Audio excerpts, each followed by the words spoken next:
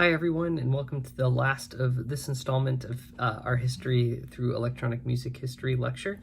Long story short, on Wednesday, don't forget we're going to have our listening quiz that'll become live on our Blackboard page starting at our normal class time Wednesday at 10:30.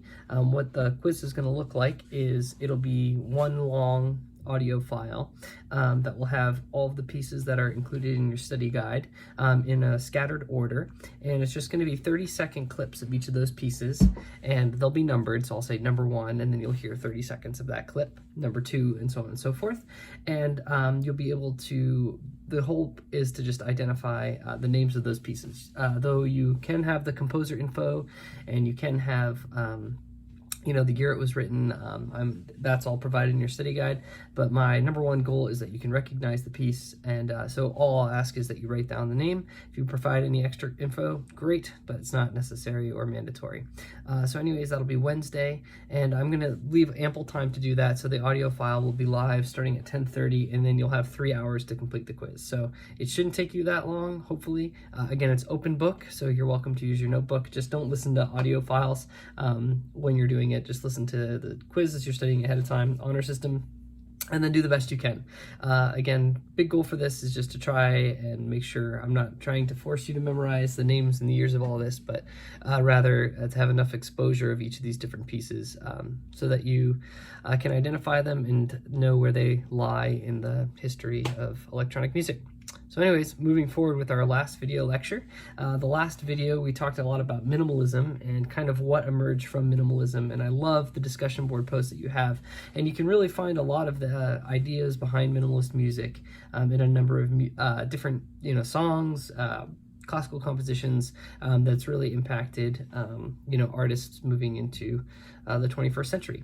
So speaking of moving towards the 21st century, what we're going to do is look today at how some of these composers eventually influenced some later music that would come, particularly in the 1980s and 1990s as this technology emerges in mainstream and popular culture.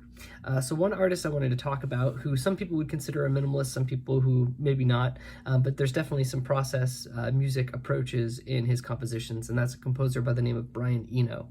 Brian Eno is known for a wide variety of music.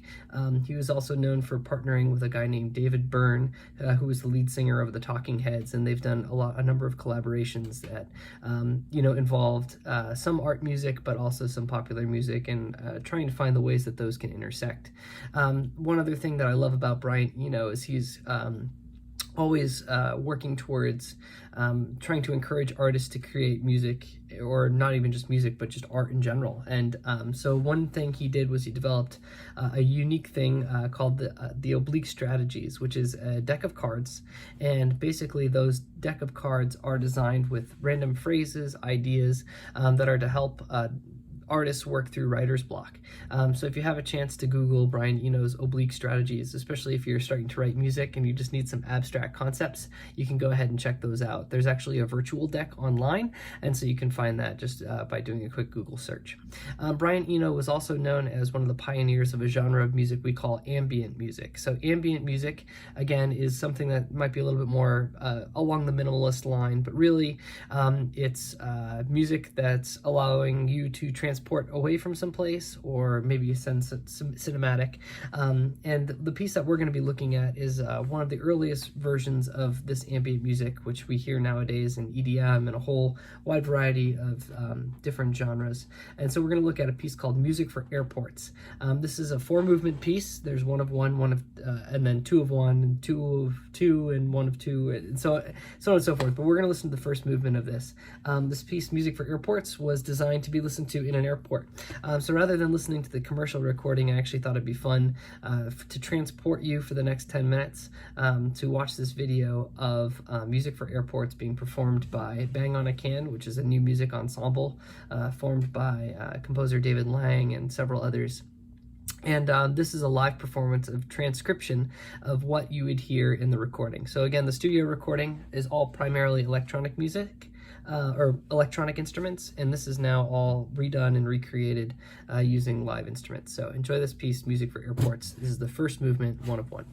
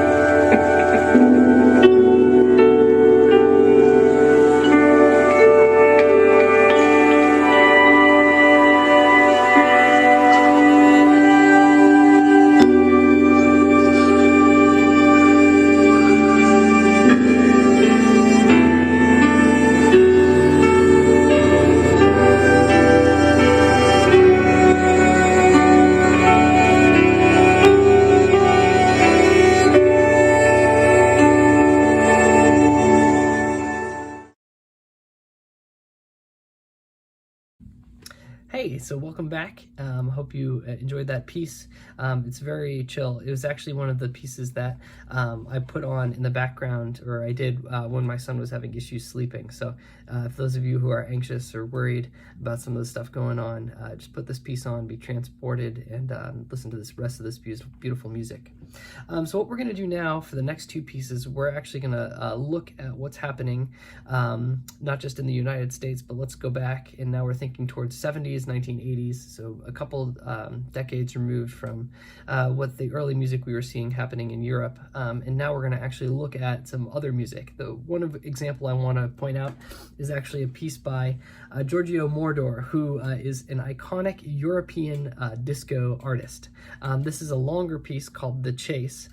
So this is on it was pressed to vinyl, but also it was a whole different subgenre that was starting to emerge. So though we have all probably heard some American disco, European disco sounds a little bit different. And so though this is a 13-minute piece, we're gonna shorten it and listen to just an excerpt. So this is Giorgio Moroder's The Chase.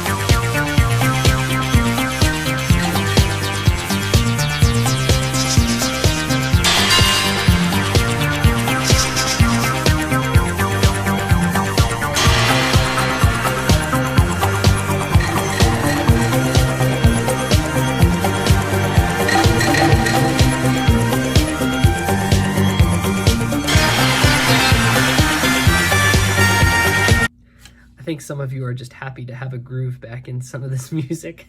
But anyways, I hope you enjoyed that piece. What we're going to look at now is actually another German artist. This is a group called Kraftwerk, which some of you may have heard or not have heard of before. This was a futuristic group, at least for the time, where they were primarily only performing with synthesized instruments, and that was including smaller keyboards. So now our major synthesizers that we are used to seeing taking up huge rooms are actually being smaller and smaller, and they're going through this process of condensing them, the same way that we saw computers later on do this as well, right? Computers used to be these big massive machines, and now I have a computer that I can put in my pocket, which I'm recording this video on.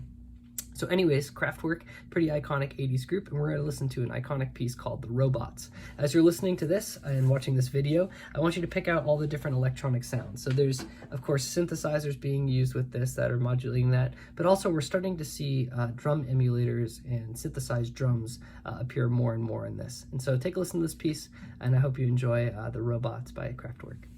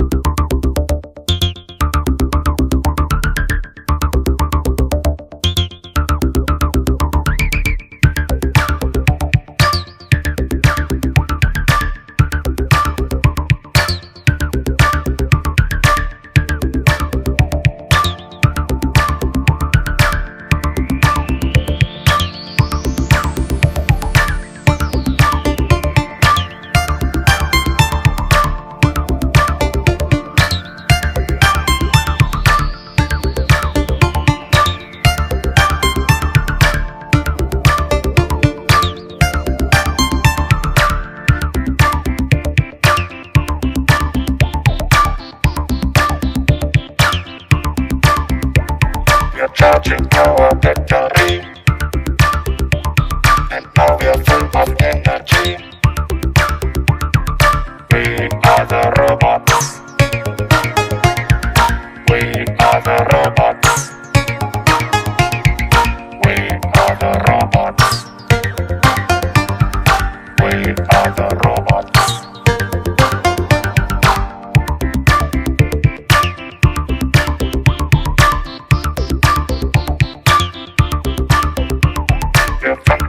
Automatic, and we are dancing mechanic. We are the robots. We are the robots. We are the robots. We are the robots.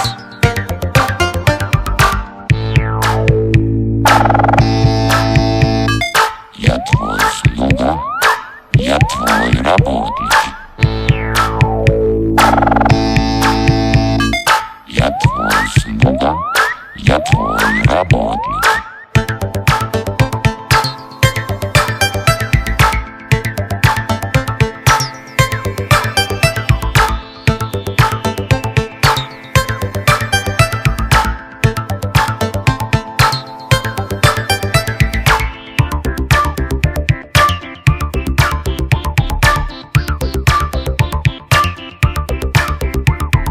We are programmed just to do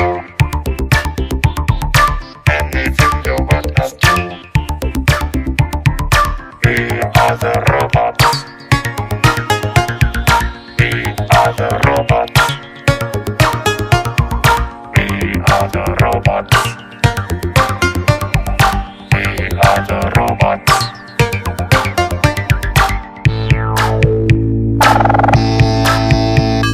Я твой слуга, я твой работник. Я твой слуга, я твой работник.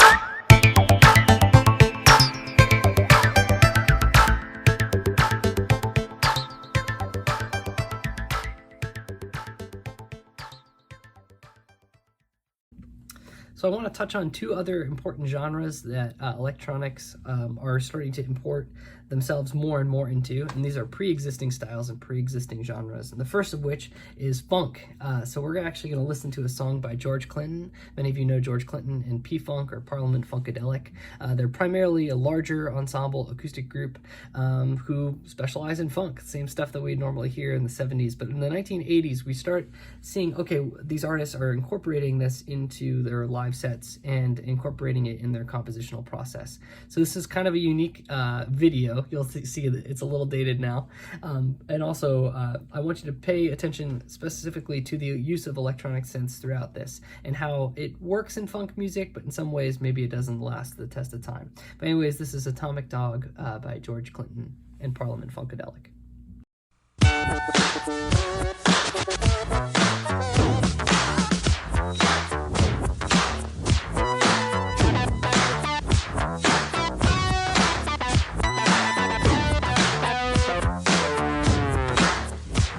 This is a story of famous dog.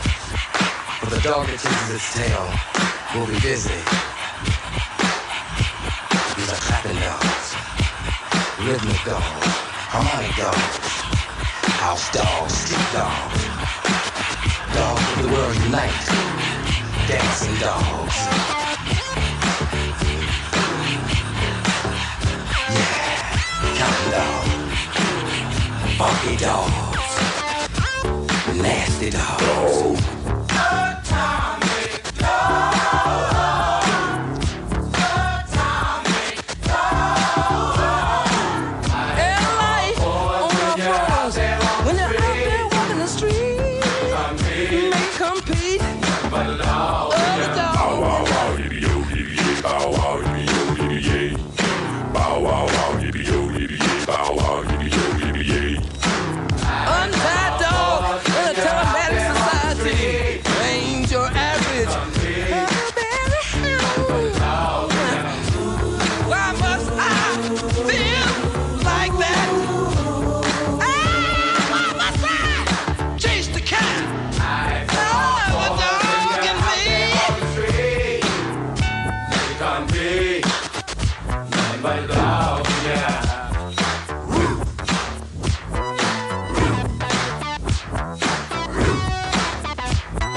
Why must I feel like that? Why must I chase the cat? Nothing but the dog in me. Why must I feel like that? Why must I chase the cat? Nothing but the dog in me. Why must I feel like that? Why must I chase the cat? Nothing but the dog in me. Why must I feel like that? Why must I?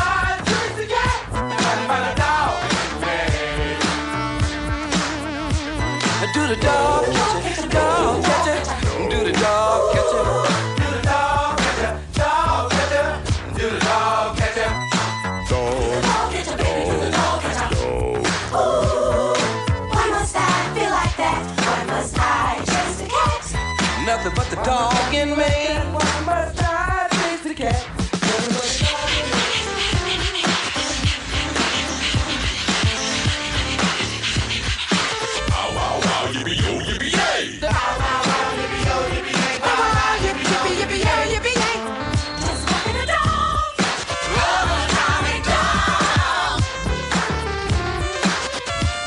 Futuristic bow wow.